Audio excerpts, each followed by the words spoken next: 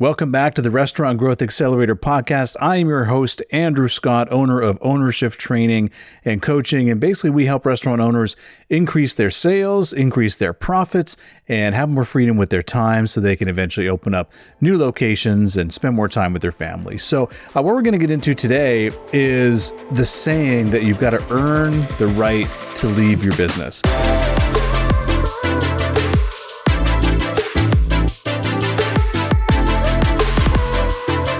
I used to get taught this. I used to believe this 100% when I first started out, when I was young and wanted to build my business and do amazing things. I was always told, Andrew, you got to earn the right to leave your business. And now how I interpreted that was that I had to work more. I had to put in more hours. I had to do the work to be able to leave the business. And I will be honest with you, that is true.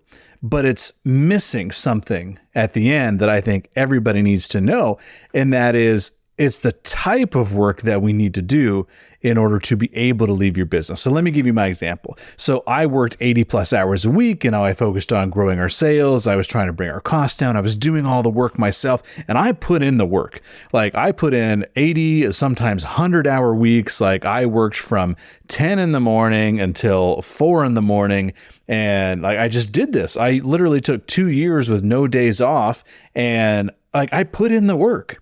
And so then I'm finally like, hey, my business is starting to do a little bit better now. We're making a little bit more money. So I'm like, okay, I can just drop my hours by, 20 or 30 hours a week. All of a sudden my costs skyrocketed up again. My employees weren't doing the things that they should. Quality suffered. I got more complaints, and we stopped making money because I left my business. So the lesson that I learned from you need to earn the right to leave your business was that I just needed to do more work myself. I need to put in the ground level work. But what I missed was that I actually have to do the right things and set my business up so that I can leave it.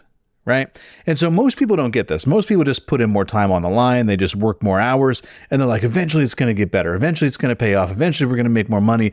And then they take themselves out and then everything crashes and they get stuck back in doing the same type of work again and again. I even had this one client who had 2 locations, and because he had 2, it would be like he would go and work at one and then everything would get better. Meanwhile, the other one started to not do as well and they started to lose sales and customer complaints and stuff. So he'd then go back to the other one and get it back running again. But then in that 4 weeks, he was less present at his other one. That one started to fall too. And he was just running back and forth between the 2 again and again.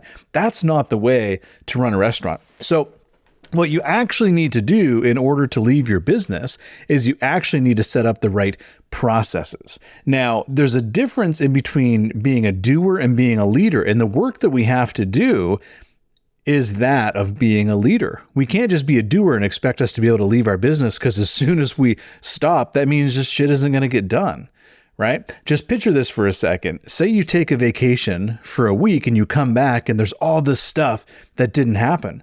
Well, that's because everyone, all of your employees, expects you to do certain things and then you weren't there.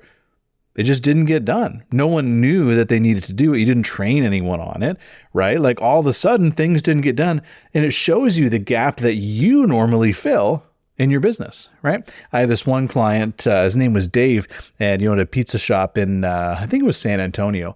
And basically what happened with him was he used to clean this floor drain in his business. And he used to tell me, Andrew, I do the hard work. I clean the floor drain so that everyone sees that the owner is willing to get down and dirty and do the work. And so they don't have any excuses if they don't do work like that.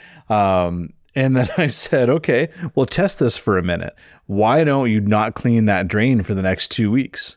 And I asked him after 2 weeks, I'm like, hey man, like what happened? He's like, nobody's cleaning the drain. I'm like, of course not, because you cleaned the drain. You trained everyone that that's what you did.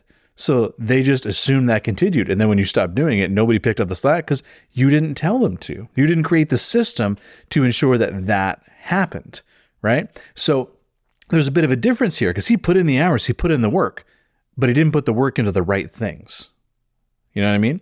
So we need to actually get more of a leadership frame when we're doing that. We actually need to create people in leadership places, and we need to get them to hold others accountable to the systems and the standards that we set. Because if we set the standards high, we train people what to do, and we basically have the right team members, our business is going to run a lot better when we end up leaving it. Because just because you spend less time in the business doesn't mean the service should suffer, right? And most of us, we are the ones that provide the best service. We are the ones that make the best food. We are the only ones that look over other people doing the task properly or are checking off these systems that we have in the business. Or maybe we're the only one that are doing the food ordering. Well, guess what? Someone else has to do your job before you can leave it successfully.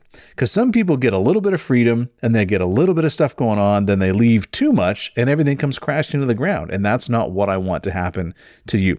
Hey, real quick, what if you could identify thousands in hidden profits, optimize your food and labor costs, and know exactly what moves to make next to grow your restaurant business, all in less time than it takes to drink your morning coffee? That's exactly why I created the Restaurant Weekly Financial Tracker. It's free and available on the link that's in the description. Grab your free copy now and focus in on your restaurant's profitability today. So I want you to ask yourself right now in your business, if you're in the grinding stage where you're working more and you're putting more into your business and you're just hoping it's going to turn out one day, the type of work you're doing, are you doing work that someone else could be doing and that when you leave, someone else will eventually have to repeat? Or are you working on the things that no one else can do? Are you working on the systemization of the business? Are you working on training other people to be the leaders that they need to be? Are you working on the other pieces of the business that are actually going to make it grow? Or are you just filling a frontline position that when you leave, someone else can just fill in and no one else is going to know how to do the higher level stuff that you normally do? Right? So if you're in that grinding stage right now, that's okay. It's okay to put in the work, but we got to put in the work in the right places, because if all you're doing is just replacing a body on the line, you're not actually improving your business all that much, right? You're just another body on the line. You can't make, and I say this a lot, you can't make $100,000 a year doing $10 an hour work. Now, obviously we know that wages are higher than that now, but the concept still applies. Like, there's not enough hours for you to work that much to get to your financial goals and dreams. So we have to work differently. We have to actually set up the things in our business to make it run even when we're not there. And that's how you create a sustainable business that works without you, is by working on different aspects. So if you're just there filling shifts, working the front line, that's not going to be what's going to earn you the right to leave your business. Earning the right to leave your business comes from establishing processes and getting the right people in place and the right leadership positions and having the accountability of the business so that it runs even when you're not there. So in order to earn the right to leave your business, you need to work on those things instead of just being a body on the front line.